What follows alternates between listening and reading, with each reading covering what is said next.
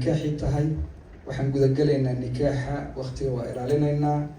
anigu Leylo Cali Diiriye Cawaale adeerkeed baan ahay, aabaheed waa maqan yahay, aniga ayuuna ii soo wakiishay. nikaaxana qofka weligii usoo wakiishay waa weligii oo kale. marka intiinaani marag baa tihiin, nikaaxa ayaa markhaati ka tihiin.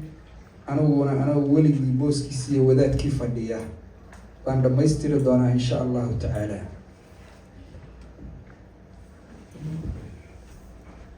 gabadha meherkeeda sida Bashiir iyo iyaduba ii sheegeen waa dahab 300 gram ah. sidaasay labadooduba isku raaceen, annaguna sidaasaanu marag uga noqon doonaa insha allahu tacaala. الحمد لله رب العالمين. إن الحمد لله نحمده ونستعينه ونستغفره ونستهديه ونعوذ بالله من شرور أنفسنا ومن سيئات أعمالنا. من يهده الله فلا مضل له ومن يضلل فلا هادي له. وأشهد أن لا إله إلا الله وحده لا شريك له. وأشهد أن محمدا عبده ورسوله. وصلى الله على سيدنا ومولانا محمد وعلى آله وصحبه أجمعين. وقال تعالى في محكم تنزيله وهو أصدق القائلين: يا أيها الناس اتقوا ربكم الذي خلقكم من نفس واحدة وخلق منها زوجها وبث منهما رجالا كثيرا ونساء واتقوا الله الذي تساءلون به والأرحام إن الله كان عليكم رقيبا.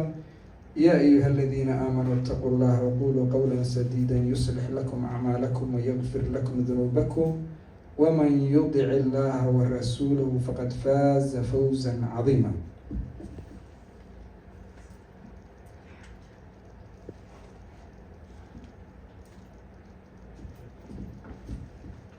زوجتك وأنكحتك ليلى علي الديرية ومهرها 300 جرام ذهبا بوكالة وليها إياي. قبلت نكاحها ومهرها. Soomaali baan ku daraynaa maadaama luqaddu ay carabi tahay.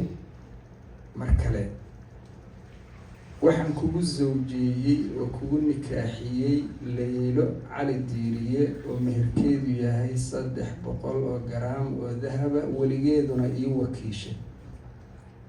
waana qabalay nikaaxeeda iyo meherkeedaba.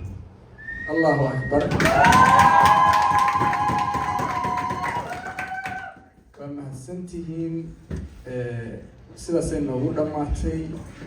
waxaan leenahay ducadii nabigu kugu duceeyey oo ahayd: baaraka allahu lakumaa wa baaraka calaykumaa wa jamca baynakumaa fii khayr. reerkiina allaha barakeeyo, gurboodna ha ku cayaaro, garoorna ha ku daatay odayaasha oran jireen. aad iyo aad baa umahadsantihiin.